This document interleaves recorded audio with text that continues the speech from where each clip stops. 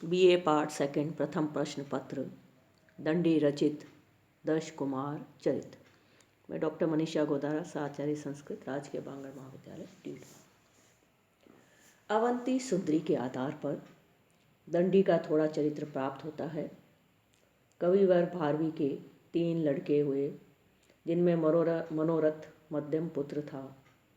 मनोरथ के भी चारों वेदों की भांति 4 पुत्र उत्पन्न हुए, जिनमें वीरदत्त सबसे छोटा होने पर भी एक सुयोग्य दार्शनिक था।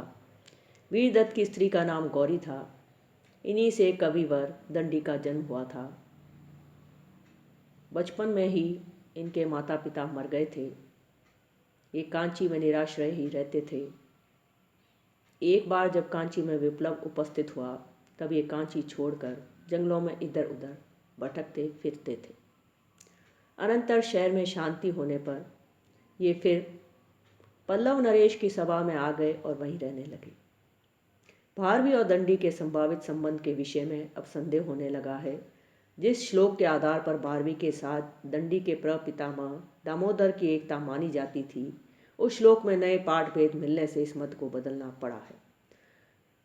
नया पाठ नीचे दिया जाता है। स मेधावी कवि विद्वान भारवीम प्रथमम गिराम अनुरुद्ध अकरोन मैत्रीम नरेंद्रे विष्णुवर्धने। पहला पाठ प्रथमांत भारवी था, अब उसके स्थान पर द्वितीयांत भारवी मिला है, जिससे अर्थ निकलता है कि भारवी की सहायता से दामोदर की मित्रता विष्णुवर्धन के साथ हो सकी। अतः दामोदर दंडी के पितामह थे, भारवी नहीं। इस नए पाठ भेद से दोनों के समय निरूपण के विषय में किसी तरह का परिवर्तन आवश्यक नहीं है। इस वर्णन से दंडी के अंधकारमय जीवन पर प्रकाश की एक गाढ़ी किरण पड़ती है। भारवी का संबंध उत्तरी भारत से न होकर दक्षिण भारत से था। हिंदुओं की पवित्र नगरी कांची, आधुनिक कांजीवरम, दंडी की जन्मभूमि थी। इनका जन्म एक अत्यंत शिक्षित ब्राह्मण कुल में हुआ था। भारवी की चौथी पीढ़ी में इनका जन्म होना ऊपर के वर्णन से बिल्कुल निश्चित है।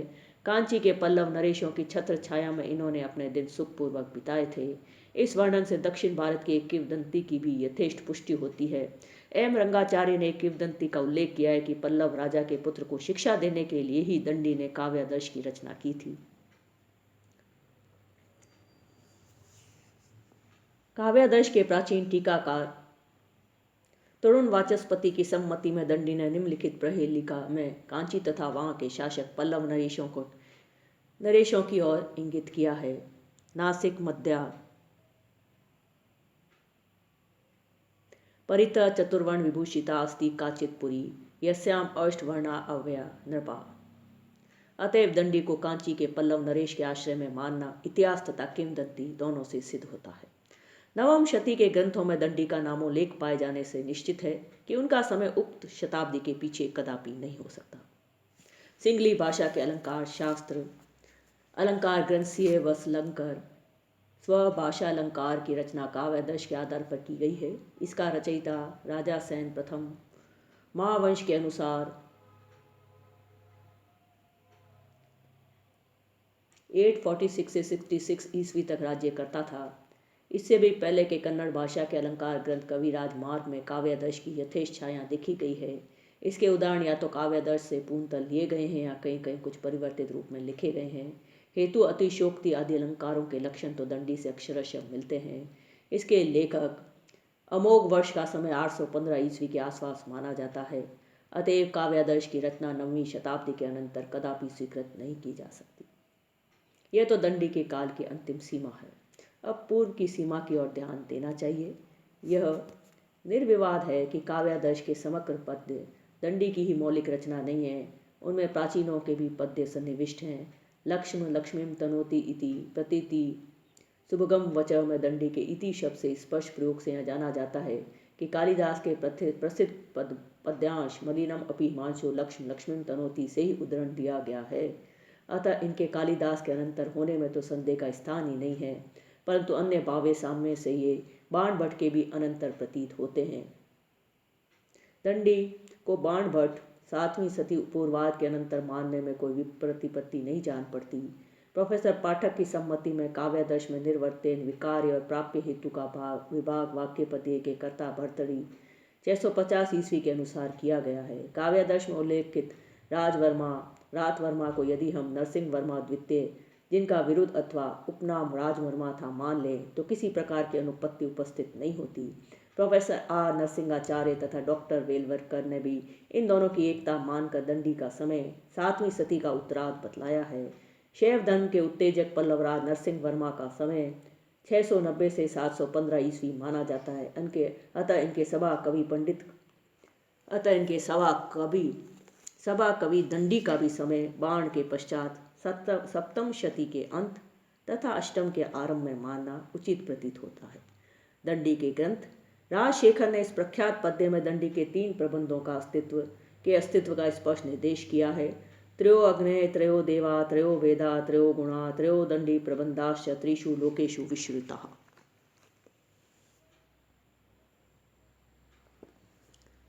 दंडी की इस विश्रुत प्रबंध त्रयी में काव्यादर्श निसंदेह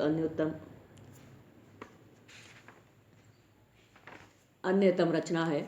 इसमें कोई मत नहीं हो सकते। आज भी कोई भी विज्ञ आलोचक छंदोविची तथा कला परिच्छेद युग को जो काव्यादर्श के आरंभ तथा अंत में निर्दिष्ट माने गए स्वतंत्र ग्रंथ मानने के पक्ष में नहीं है। छंदोविची तो छंद शास्त्र का यह विधान है और दंडी ने स्वयं इसे काव्य में प्रवेश पाने के लिए विद्या के रूप में निर्दिष्ट किया है। सा विद्या नौर विक्षु नाम काव्यादर्श। दंडी की दृष्टि में विद्या रचना ने इसी प्रकार कला परिच्छेद भी काव्यादर्श का ही कोई अनुपलब्ध अंश है जिसे दंडी ने अवश्य लिखा होगा परंतु आज उपलब्ध नहीं है। दंडी का द्वितीय ग्रंथ दश कुमार चरित नामक रोमांचक आख्यानों तथा कौतूहलों से परिपूर्ण ग्रंथ है। दश कुमार चरित के विभिन्न पाठ संस्करणों की परीक्षा करने से स्पष्ट होता है कि इस ग्रंथ के 3 खंड हैं, भूमिका, मूल ग्रंथ तथा पूरक भाग, जिनमें क्रमशः 5, 8 तथा 1 उच्छ्वास है। ये तीनों भाग आपस में मेल नहीं खाते। भूमिका भाग 5 उच्छ्वास पूर्व पीठिका के नाम से प्रख्यात है तथा पूरक भाग उत्तर पीठिका के नाम से और मध्यवर्ती मूल ग्रंथ दश कुमार चरित के अनवर्थक नाम से प्रख्यात है। मूल ग्रंथ और पूर्व पीठिका के कथानकों में अवान्तर घटना वैषम्य है। मूल ग्रंथ के 8 उच्छ्वासों में केवल 8 ही राजकुमारों के विचित्र चरित्र का उपन्यास है, परंतु नाम की सार्थकता सिद्ध करने के विचार से पूर्व पीठिका में अन्य 2 कुमारों का चरित्र जोड़ दिया गया है और अधूरे ग्रंथ को पूर्णता की कोटि पर पहुंचाने के लिए अंत में उत्तर पीठिका भी जोड़ दी गई है। इस प्रकार आरंभ में पूर्व पीठिका से और अंत में उत्तर पीठिका से संपुटित समग्र ग्रंथ या दश कुमार चरित के नाम से प्रख्यात है। दंडी के नाम से प्रकाशित अवंती सुंदरी कथा तथा दश कुमार चरित के तुलनात्मक अनुशीलन से प्रतीत होता है कि कथा ही दंडी की मौलिक रचना है। हस्तलेखों की पुष्पिका का प्रामाण्य तो है। अप्पय दीक्षित ने अपने नाम संग्रह माला नामक ग्रंथ में इति अवंती सुंदरी दंडी प्रयोगात लिखकर दंडी को इस ग्रंथ का प्रामाणिक रचयिता सिद्ध किया है। इस कथा में दश कुमार चरित की पूर्व पीठिका में वर्णित व्रत है, अतः अनुमान लगाना सहज है कि अवंती सुंदरी की ही दंडी की विश्रुत कथा है जिसका सारांश किसी व्यक्ति ने दश कुमार चरित की पूर्व पीठिका के रूप में उपनिबद्ध किया। ये तथ्य ध्यातव्य है कि दश कुमार चरित का नाम न तो अलंकार के किसी ग्रंथ में और न किसी व्याख्या ग्रंथ में निर्दिष्ट किया गया है। इसकी सर्वाधिक प्राचीन टीका पदचंद्रिका कविंद्राचार्य सरस्वती की रचना है।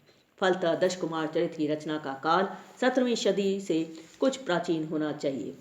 अवंती सुंदरी बड़ी उदात शैली में विरचित कथा है। वर्ण्य विषय के अनुसार शैली में भी अंतर पाते हैं। गाढ़ बंध के लिए जहाँ समास की बहुलता है वहाँ उपदेशों के स्थलों पर असमस्त पदों का प्राचुर्य है। इसमें कादम्बरिका की कथा का वर्णन है जिससे दंडी बाण भट्ट के अनंतर उत्पन्न हुए थे। यह तथ्य निश्चय प्रतीत होता है। शैली के ऊपर भी बाण भट्ट का प्रभाव पूर्णतया लक्षित होता है। दंडी न पतलादलित्यम वाला आबानक विद्वत गोष्ठी में आज भी प्रचलित हुआ है। एक उदाहरण पर्याप्त होगा। लक्ष्मी का यह वर्णन ललित पदों का विन्यास प्रस्तुत करता है। रजुरियम उद्बंधनाय सत्यवादिताया विषमियम जीवित हरणाय मात्मस्य शस्त्रमियम विशस्नाय सत्पुरुष व्रतानाम अग्निरियम निर्दहनाय धर्मस्य सलीलम इयम निमज्जनाय सौजन्य से धूलिरियम दूषणीकरणाय चारित्रस्य। इसके आरंभ में प्राचीन कवि विषयक स्तुति पद्यों के अनंतर दंडी तथा उनके पूर्व पुरुषों का ऐतिहासिक वृत्त वर्णित है जो आरंभ में दिया गया है और जिसे दंडी के आविर्भाव का काल 7वीं शती का अंतिम अथवा 8वीं शती का प्रथम चरण सिद्ध होता है। अवंती सुंदरी कथा ही निश्चय दंडी का प्रख्यात गद्य काव्य है। यह अधूरा ही उपलब्ध है। यदि यह पूर्ण रूपेण उपलब्ध हो जाए तो दश कुमार चरित के साथ इसके संबंध की पूर्ण समीक्षा हो सकती है। दंडी के तृतीय प्रबंध की सूचना में भोजराज के श्रृंगार प्रकाश से प्राप्त होती है। भोज ने इसे 2 बार अपने पूर्वोक्त ग्रंथ में निर्दिष्ट किया है। दंडी का द्विसंधान काव्य श्लेष के द्वारा रामायण एवं महाभारत के दोनों कथानकों को समान पद्यों में वर्णन करता है। यह महाकाव्य आज उपलब्ध नहीं है, परंतु भोज के द्वारा निर्दिष्ट होने से इसकी सत्ता एकादश शती में अनुमान सिद्ध है। इस प्रकार दंडी की प्रबंध त्रयी है: काव्यादश, अवंती सुंदरी, द्विसंधान काव्य। अत्यंत प्रख्यात होने से दश कुमार चरित्र का परिचय यहाँ दिया जाता है। दश कुमार दंडी विरचित दश कुमार चरित्र। पुष्पपुरी पटना का राजा राजहंस मालवेश्वर मानसार को परास्त करता है, परंतु तपस्या के बल से प्रभाव संपन्न होकर मानसार पाटलिपुत्र पर चढ़ाई करता है और राजा को युद्ध में हराता है। राजहंस जंगल में चला जाता है और वहीं राजवाहन नामक पुत्र उसे उत्पन्न होता है। उसके मंत्रियों के भी पुत्र उत्पन्न होते हैं। ये बड़े होने पर यात्रा के निमित्त प्रदेश जाते हैं और भाग्य की विषमता के कारण अलग अलग देशों में पहुंच जाते हैं तथा विचित्र संकटमय जीवन बिताते हैं। राजवान के पुनः भेंट होने पर वे आप बीती सुनाते हैं और इन्हीं साहसी कुमारों के साहसपूर्ण घटनाओं का आकर्षक वर्णन प्रस्तुत करने वाला आख्यान ग्रंथ दश कुमार चरित कहलाता है। दश कुमार चरित एक घटना प्रधान कथानक है, जिसमें नाना प्रकार की उल्लासमय रोमांचक घटनाएं पाठकों के हृदय में कभी विस्मय और कभी विषाद की रेखाएं खींचने में नितांत समर्थ होती हैं। कई पाठक भयानक अरण्याग्नि के बीच हिंस्र पशुओं के चित्कारों तथा दाड़ों को सुनकर व्यग्र हो उठता है, तो कहीं वह समुद्र के बीच जहाज टूट जाने पर अपने को पानी में काट के सारे तैरते हुए पाता है। इन कहानियों का संबंध दोनों क्षेत्रों से है, स्थल जगत से तथा जल जगत से। मित्रगुप्त के जीवन में हमें तात्कालिक जल यात्रा का एक बड़ा ही रोचक चित्र मिलता है। मित्रगुप्त दामलिप्ति ताम्रलिप्ति नामक प्रख्यात बंगे बंदरगाह से किसी नवीन द्वीप में जहाज से जाता है। चट्टान की चोट पाकर जहाज टूट जाता है। बहुत देर तक तैरने के बाद संयोगवश उसे काठ का एक तैरता हुआ टुकड़ा मिलता है। रात दिन उसी के सारे बिताने पर यवन नाविकों का एक जहाज दिखाई पड़ता है, जिसके कप्तान का नाम रामेशु है। यवनों के ऊपर अन्य युद्धपोत मदगु का आक्रमण होता है।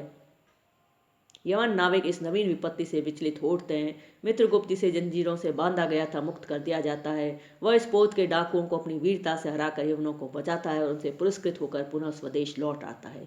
इस प्रकार की रोमांच तथा साहस से भरी हुई विस्मयावह घटनाओं से पूर्ण होने के कारण दश कुमार चरित का वातावरण नितांत भौतिक है। छल कपट मार काट तथा सच झूठ से ओतप्रोत होने के कारण ये एक अत्यंत सजीव रचना है। दंडी की प्रतिभा घटनाओं की यथार्थता में चरितार्थ होती है। यथार्थवार्थ यहाँ पूर्णतः प्रतिबिंबित हो रहा है। इन कथानकों में कौतुक और विस्मयजनक घटनाओं की प्रचुरता के कारण यह अद्भुत रस का प्रचुर भंडार है। दंडी नाना विद्याओं तथा शास्त्रों के पारंगत पंडित प्रतीत होते हैं, इसलिए राजनीति का अंतरंग वर्णन, काम शास्त्र के गूढ़ तथ्यों का प्रकटीकरण तथा चौर शास्त्र की अद्भुत बातें पाठकों को दंडी के व्यापक तथा विचित्र पांडित्य का परिचय देती हैं। तथ्य यह है कि पल्लव नरेशों की छत्र छाया में रहने पर भी दंडी दरबारी जीवन से कोसों दूर है। वे जनता के कवि हैं और इसलिए उनके गद्य काव्य में जनता के हर्ष विषाद सुख दुख आनंद वेदना का परिस्फुरण पर्याप्त मात्रा में हुआ है। सप्तम शतक में भारतीय जनसाधारण के खेल कूद आमोद प्रमोद आचार विचार की जानकारी के लिए दश कुमार चरित का परिशीलन नितांत उपयोगी और उपादेय है। दंडी न पत लालित्यम साहित्यिक दृष्टि से दश कुमार चरित एक श्लाघनीय रचना है। यह आख्यान काव्य का उज्ज्वल दृष्टांत है, जिसके पात्र जीते जागते जगत के प्राणी हैं और जिनका चित्रण शिष्ट हास्य तथा मधुर व्यंग्य का आश्रय लेकर प्रस्तुत किया गया है। कथानक में पारस्परिक मनोरम सामंजस्य है। वर्णन की स्वल्पता न तो कथानक के प्रवाह को रोकती है और न अवान्तर कथाएं मुख्य कथा में किसी प्रकार का अवरोध खड़ा करती हैं। दंडी की गद्य शैली बड़ी ही सुबोध सरल तथा प्रवाहमयी है। उनका गद्य न तो श्लेष के बोझ से कहीं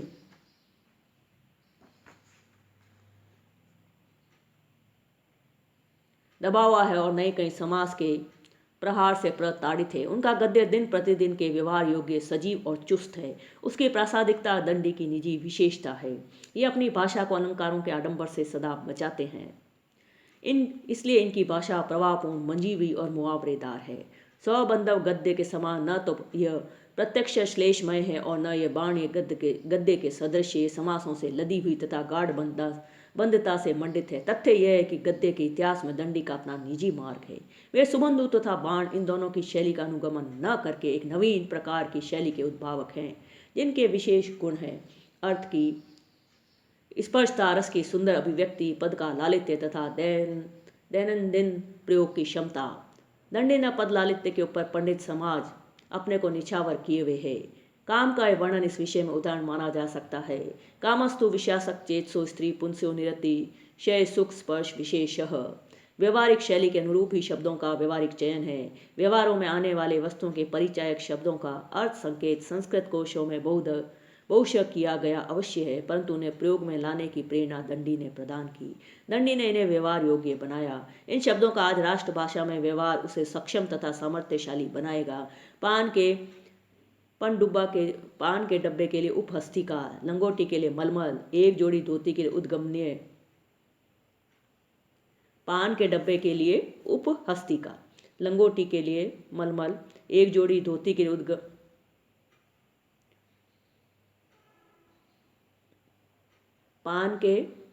पनडुब्बे के लिए उपहस्तिका, लंगोटी के लिए मलमल, एक जोड़ी धोती के लिए उद्गमनीय, पानी निकालने के लिए पात्र या डोल के निमित्त उदंचन, भूसी के लिए किशारु तथा तक्र के लिए कालशय, युद्धपोल के लिए मदगु, जनपदीय सभा के लिए पंचवीर गोष्ठ। इन शब्दों का अर्थ तथा संकेत प्राचीन होने पर भी प्रयुक्त प्रथम व्यवहार दंडी का वैशिष्ट्य है। अभवद्यम ही नैव किंचित मत संबंधम, मेरा सब कुछ आप ही का है, तथा जीवितम ही नाम जन्मवताम चतुपंच अपि अहानी, जीवन है 2-4 दिनों का। आदि वाक्य छोटे होने पर भी नितांत अभिव्यंजक तथा सरस है। इन्हीं गुणों के कारण प्राचीन आलोचक लोग दंडी को वाल्मीकि तथा व्यास के अनंतर होने वाला तत्समकक्ष तृतीय कवि मानते हैं। जाते जगति वाल्मीको कवि इति अभिधान अभवत्, कवि इति ततो व्यासे कवये त्वयि दंडिनी।